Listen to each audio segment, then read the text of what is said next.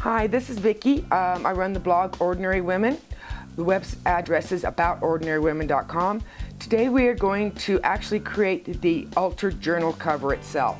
The last two videos were with the roses and the leaves, and I will be using a lot of those, and I will also be using the scraps. This is going to be more of a creative process. I do not know exactly what I'm going to do yet, so I will list all of the supplies down in the description box and below, along with my website, different things like that. Now, some of the supplies I know for a fact I'm going to need is, I will need the journal. You will need a cardstock to make your template. I like to have quite a bit of parchment paper hanging around. I put cane slices on it, plus I also bake on it. You're going to need X-Acto knife. Well, actually I will be. At least a junk blade, a good cane slicing blade. I always like to have a needle tool hanging around. One of the things I like to have around are these little guys. They're actually nail art dotting tools, but they're really fun to have around, and they're great for all kinds of different things. Acrylic roller. You will need something to bake on. I bake on a nice long tile. It fits my journal cover perfectly. Okay, I always have a pair of scissors, some glue. I will have in the description box below everything that I'm actually using. As I go along and make this, things will and can change. So I will put something in the description box exactly what supplies I used for this entire video. So I'm gonna get all my stuff ready and get ready to get started. I'll be back in a minute. Okay, the first thing I'm going to do is make a template. I like to make the template so I'm not having to bring my book back and forth to measure and adjust and cut around and all that good stuff. And plus, when you start cutting around, you can actually damage the book. At least I can. So I go ahead and make templates. You do need to be aware of the type of template you're making. This is a hardcover book, so the template's not going to cover the whole thing. It's only going to go to about here. Right in there, so the book can still open. To where this little guy, these are ones I like to make. Not only do I do front and back on these because I really want to cover up that nasty stuff, but it can go the whole way and your book can still open up. These are really cheap, by the way. They're like 3 for 88 cents at Walmart, or $1 or something like that. But I always keep my templates afterwards also, because I never buy just one book. I usually try to find them on sale, so I'll buy a few of them, and I love the clearance bin. Clearance bin is my best friend. But just draw around the book. Make sure that's there. You can do some extra trimming once you get it on the book a little bit. But this gives you a good start off point. Now I take my tape measure and I go in just a little bit. Just enough to where I think I'm going to be able to bypass that crink, whatever they call that in the book. This one I'm going to go right at 1/4 of an inch. Just put a little mark. Line it up to the inch again. Hopefully you can see that. And a little mark, and then I just draw it, and that's going to be the edge of my cover. And I cut it out. Set that to the side. And I just cut it out, and that's going to be the beginnings of my project.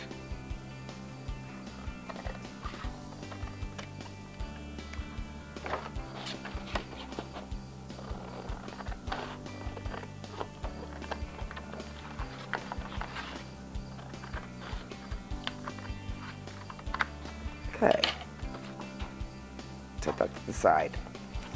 Okay, you're going to want to have a base for this.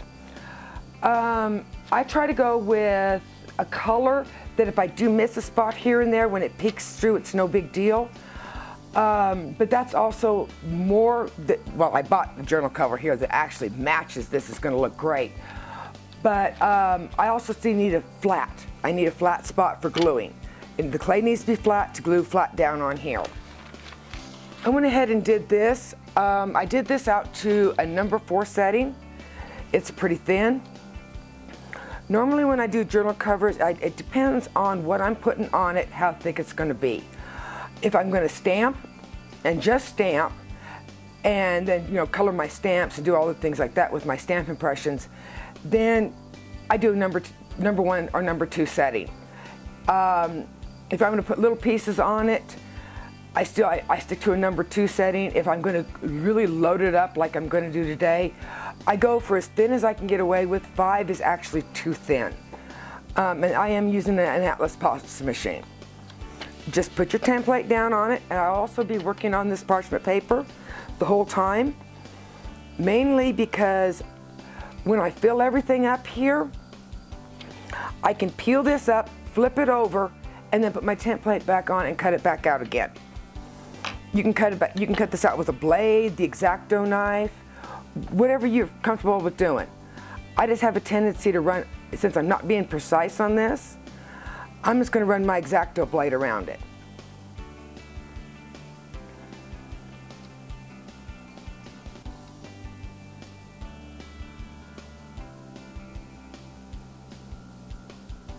Because this is just, all this is a base for what you're getting ready to put on it.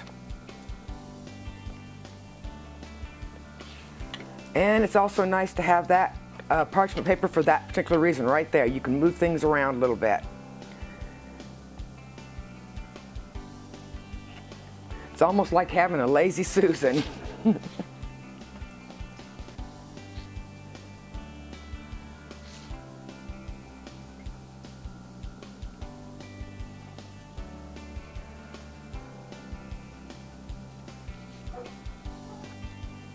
Okay.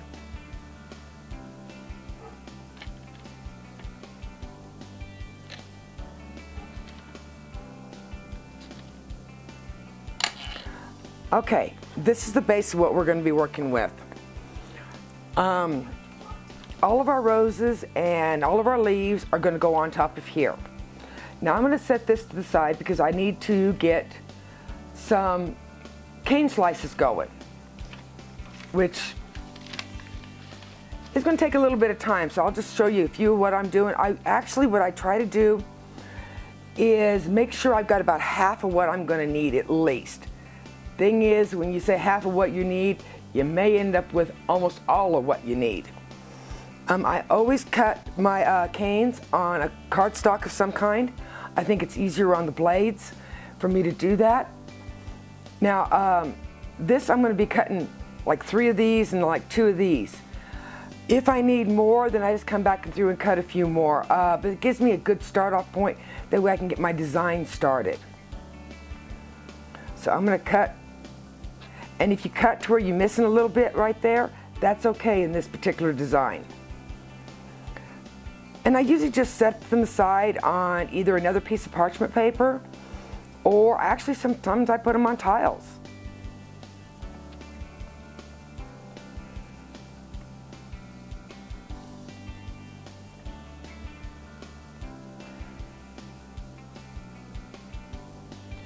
Not so really good at cutting canes. That has always been my weakest point.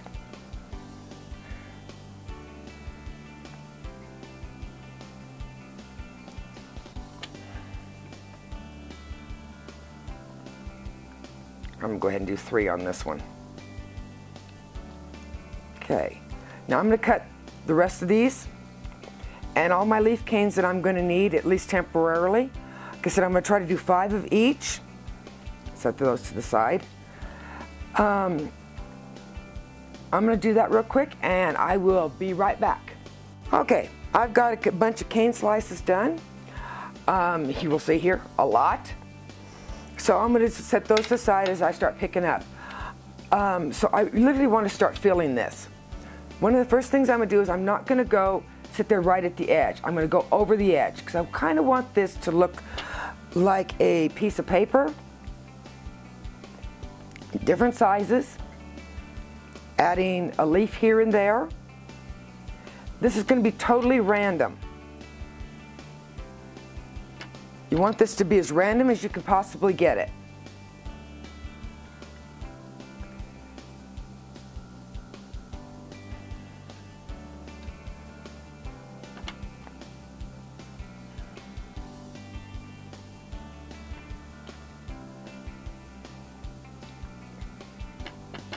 Okay, I'm just slowly go through here and fill this up, and I'm not going to say anything, so I'm probably going to fast forward through this.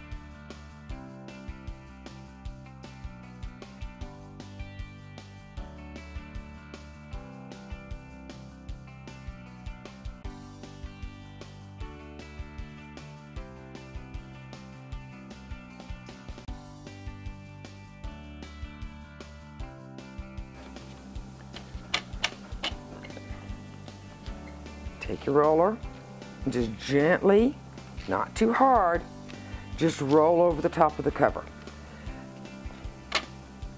Over all the roses. You don't want to spread the roses out. You just want to make sure they adhere well to themselves and each other.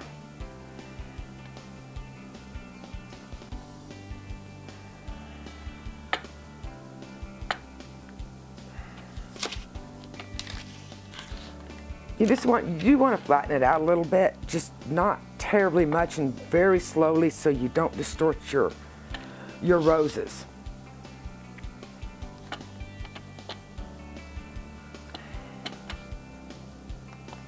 You want to go different directions so you don't distort your roses and they look more like roses.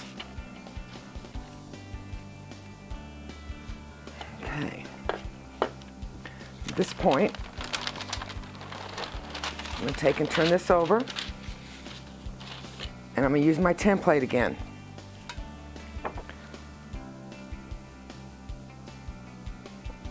Because I'm going to cut around the template, and this is going to be actually the base, it's going to be actually my cover. I'm going to be doing some more odd little things like adding little real upright roses.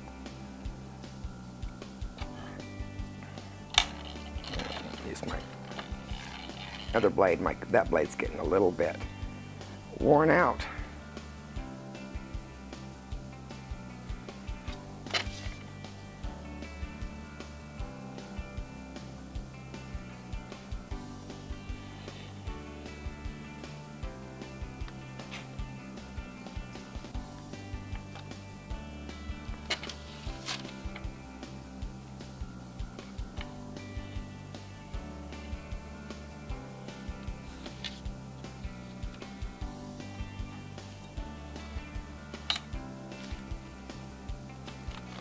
Move our template.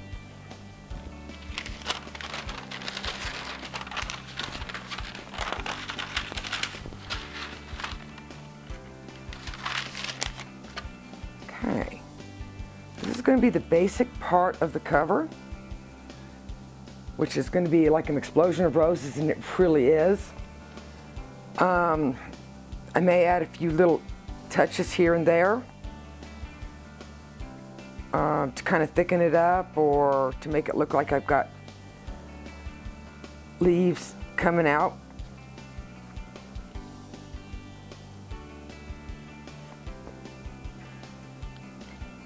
In separation. Okay. Alright, I'm going to set this to the side while I make some little things to go on top. I'll be right back. Okay, I'm going to be making some little roses to put in right here. I'm going to put a little base right in here, probably using a little bit of this. I haven't decided yet, but after I get the roses made, I'll probably make that decision. What I do is I make a log, and then I pinch up to where I got a point. And this gives me something to hold on to, and then I cut the little tiny rose off. I've tried it, I don't know how many times, to make a little round dot and flatten it out and then roll it around. And they look okay, but they're not really what I'm wanting. And if I was going for a bigger rose, I'd actually put a core in it and make it look like that. I have little roses hanging around everywhere. I use them for all different kinds of things. And I experiment on different types of roses. Here's more like a cabbage, I think cabbage rose. I do a lot of experiment with roses.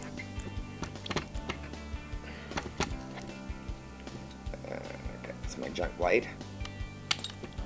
Set that to the side, and I just take and cut off a bunch of little pieces. I usually like about 10 to 14 petals, depending on the size of the rose. And to get bigger roses, I put a lot more petals on them.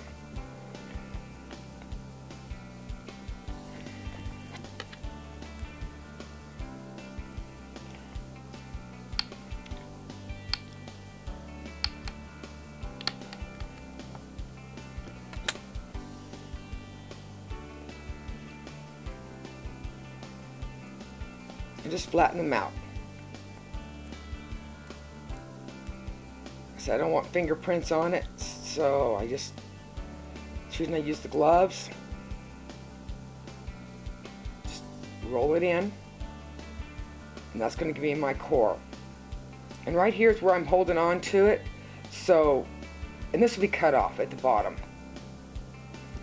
And I just flatten as I go.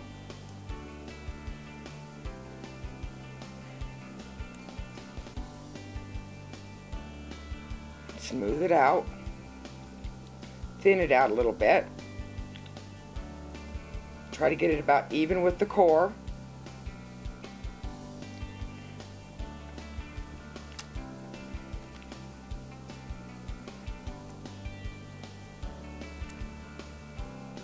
Like I said, because I trim these little guys off, it's okay if they are a little short or a little long. Lay it in there a little ways and then work my way around.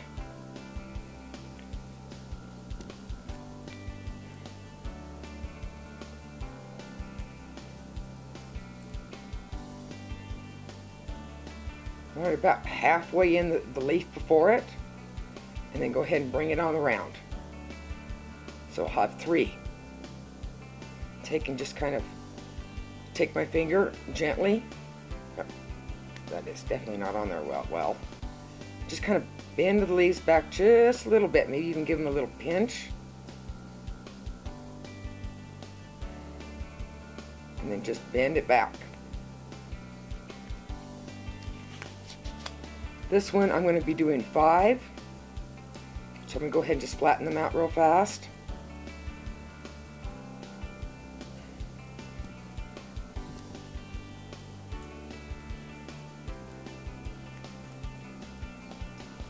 I didn't get over here too much.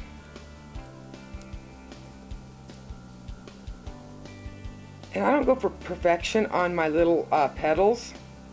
That one's going to be too thin.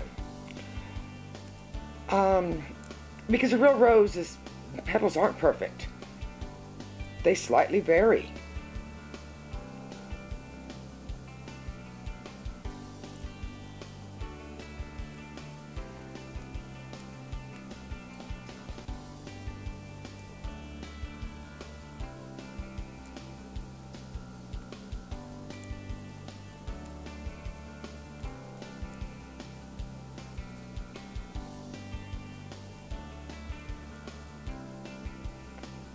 And I go to a spot right here, about the middle there, open that up,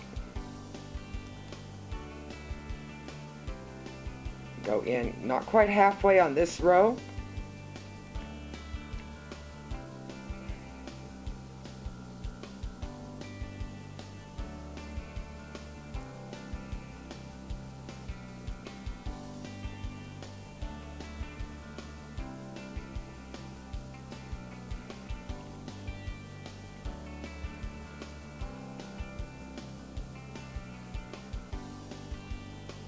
roll it back around. Okay, I'm probably not going to do much more petals on this one. Just spread those out a little bit because I don't want it to get too big here. Gently, and then pinch and roll a little bit.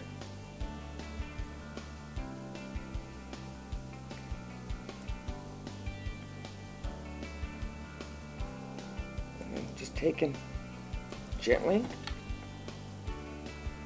cut off the ball. Amazingly enough, it was rescued fairly easily. I got my first little rose. I'm going to go away and make a few more, and they're basically going to fit right in here. I'm probably only going to do 3, but I'll do 3 of 3 different colors. I'll be right back. Okay, now I'm going to work on, I've made my 3 little roses.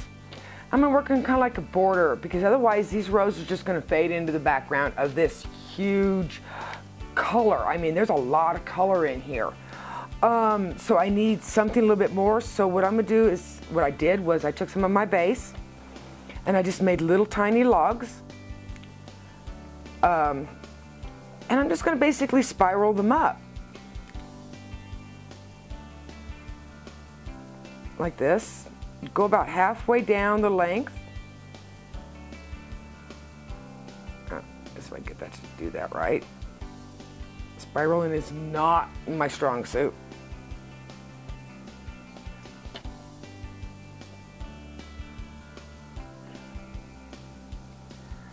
Okay, and then I'm going to do the opposite with the other side and bring it around.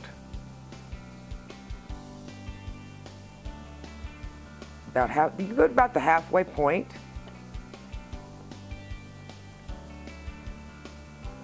Just gonna spiral it up till I give myself a nice little S right there. And that's gonna be my first little S.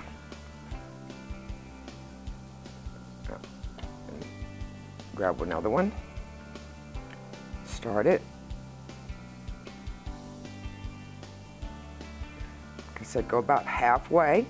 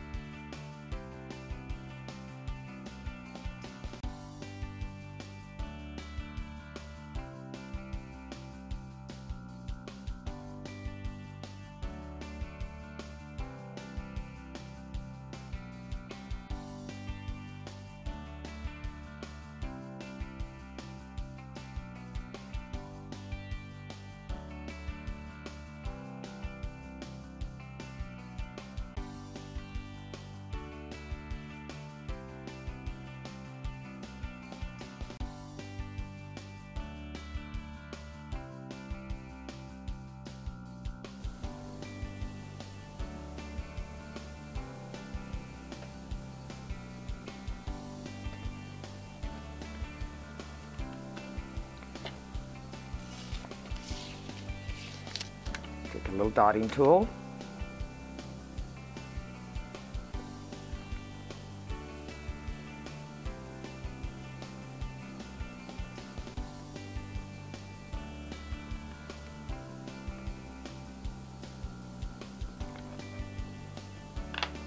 Make it a little bit bigger on this one. I think I'm going to put a couple crystals right in the little, so get a little room for them.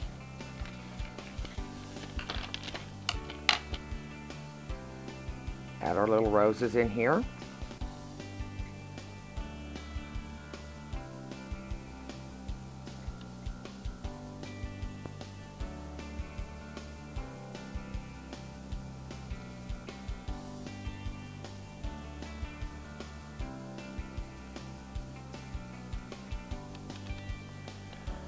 Going to have to add just a little bit, something in the center so the rose has got something to sit on. So I'll just take a little piece of clay and just kind of fit it into the center a little bit. So the roses have got something more to sit on besides just hanging out close to each other.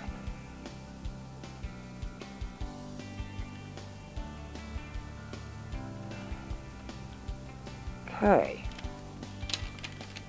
All right, like I said, I'm going to take a little bit of, I'm going to do this red, and I'm just going to make a long snake.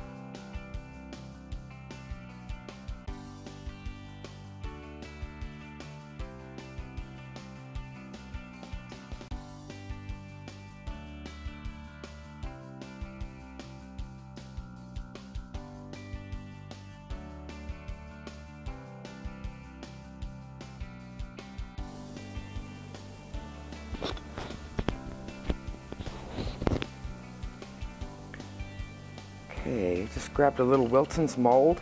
I'm looking for a border. Something a little bit more than what we got here. So, really condition your clay if you're going to use these.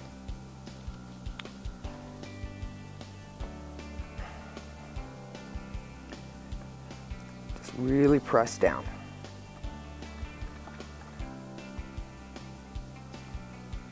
Make sure it's pressed in really well.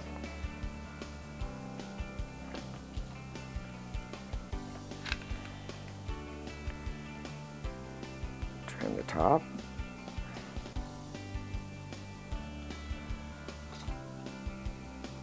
Peel it out of there. And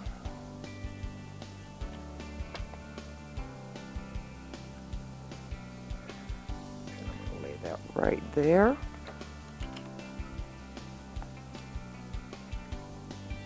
Trim off the excess there.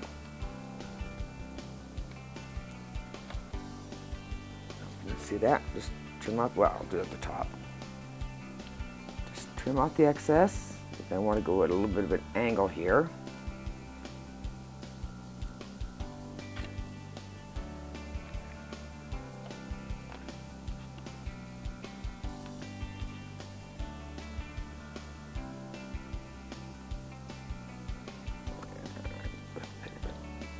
Angle there. Just pull that out.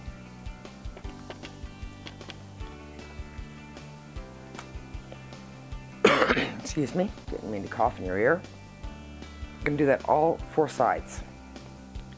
We're almost done here. The only thing I'm going to left to do is I'm going to put a little bit of mica powder in different spots. But then it's going to be time to bake.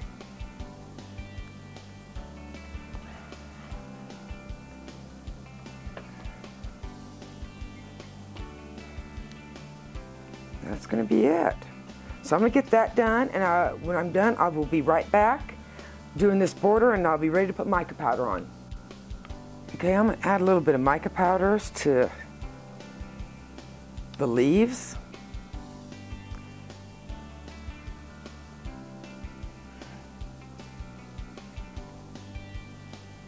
Just using my finger.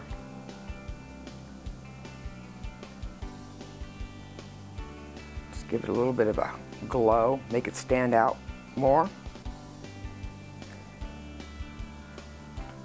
And this is, wet ones are great things to have around.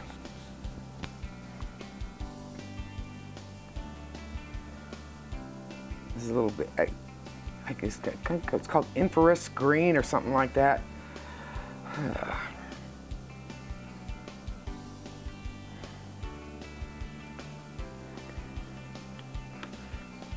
A little bit. I'm going to add a little bit of this purple. Oh, I think it's called Duo Red Blue.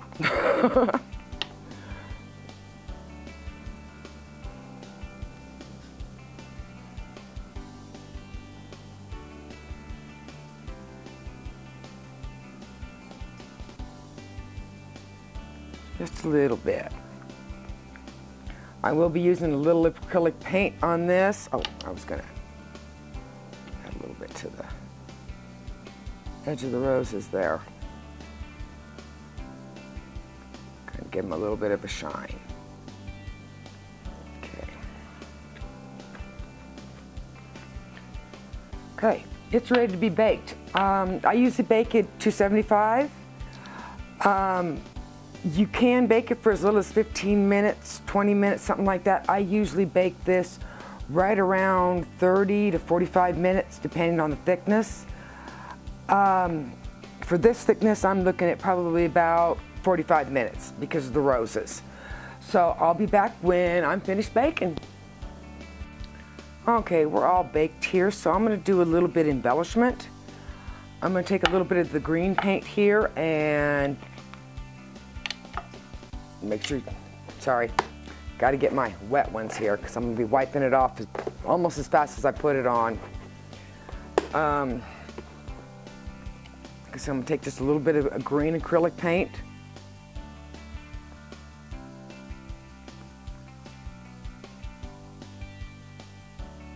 Trying to get it in the crevices there, and I'm going to wipe it off the top. I just want to give it some dimension.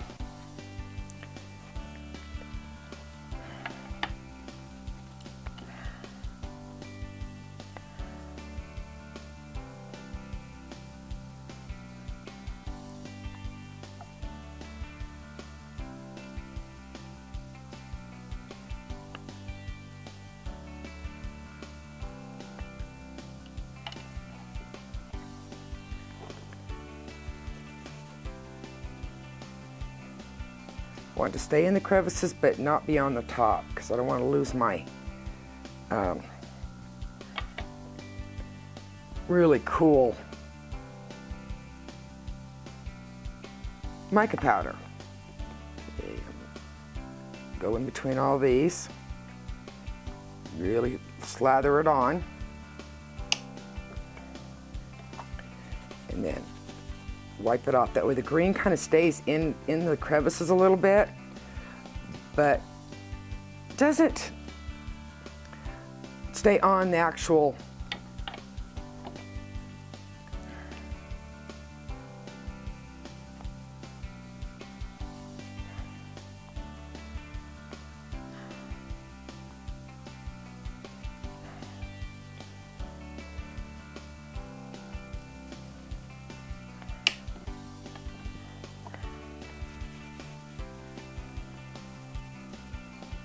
really try to get it off the lighter colored ones. Kind of mutes that brightness just a little bit.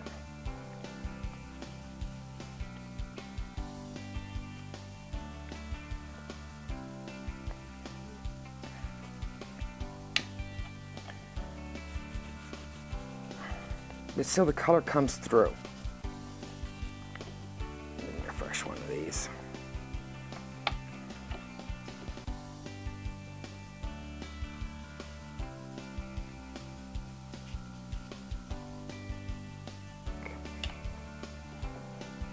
Sit there and clean this up a little bit, and then I'm going to do some more embellishment. This has got to get dry though first, so I will be back as soon as everything is dry, because I want to add some crystals through a little bit of this.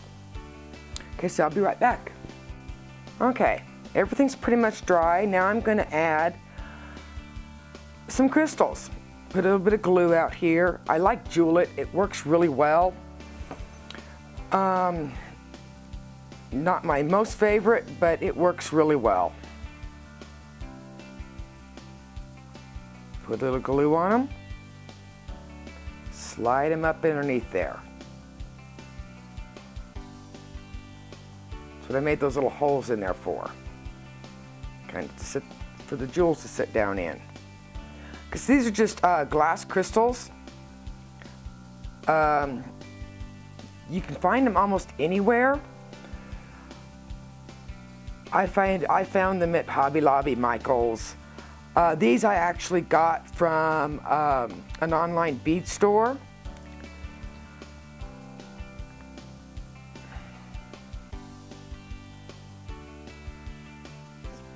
So just place a few crystals around. Make sure the glue gets off my little tweezers there.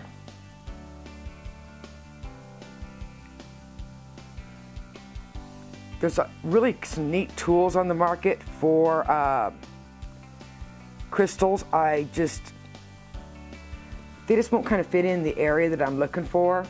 Turn this around a little bit here. All right, I'm back. Did that mainly off camera because there was a few words I used that probably should never be used on camera. Like I said, I'm just going to do some little embellishment here and there. I'm going to put some crystals in the centers, and that's going to be finish it until I'm ready to glue it on my journal cover itself, and I'm just going to take a few of these crystals. These are flat backs. I always have a lot of little things like this hanging around. I usually try to pick them up on sale at different places when they're on sale, or you find them in clearance sections. I found them at yard sales. I've actually pulled them off of other items. You know, I'll find stuff at a yard sale that has some really cool crystals on it, but the item itself is not real much good anymore. I'll go bring it home and take a heat gun to it, and because most of them are glued, and I will, you know, get the crystals off of there, because I can always add more glue. I'm not going to do it on the center of all of them, but on the bigger ones, or where I've got a real good center sitting out, I'm going to probably put a crystal with here. It'll give it a random look. And I'll be back when we're ready to finish. Okay, here we are. I've got all my little crystals put on there. You need to decide what is top and what is the bottom, because this one is one where it can be either or. Just whatever you decide. I'm going to do it this way because I just like the way it looks a little bit better. But now all we've got to do is glue it on. I use E6000. You want to avoid this little crevice right here, and just literally spread it out on there. Try to get as close to the edges as you can, because you don't want it to come up anywhere. I just like spread it around there, get it all gooped in there. And E6000 does best if you let it sit for just a minute or so before you actually put the second your item on top of it. Seems to dry faster and kind of hold better. You can spread this out with your fingers even more if you want. I usually don't, because I just go ahead and let it squish where it needs to squish. Set it on there and make sure you press down well, and then just let it dry. And you're done. This can be done a lot of different ways. You can have just like one rose color would be really nice. Use stamped out leaves or handmade leaves in here would be pretty. I mean, the options that I said, everything's pretty much unlimited here in your creativity. It's however you want to do it. I really liked how this one turned out. I'm probably going to put this on when I ever reach 100 people on Facebook. I'm going to have a drawing, and you're going to get to pick your prize. This may be one of the prizes I'm going to offer up for someone to pick. Because you want to let it sit and get it good and dry, but otherwise it's pretty much done. You'll be able to open it up. I'm going to do a little open up here.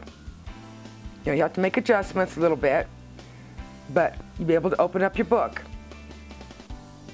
Just like that.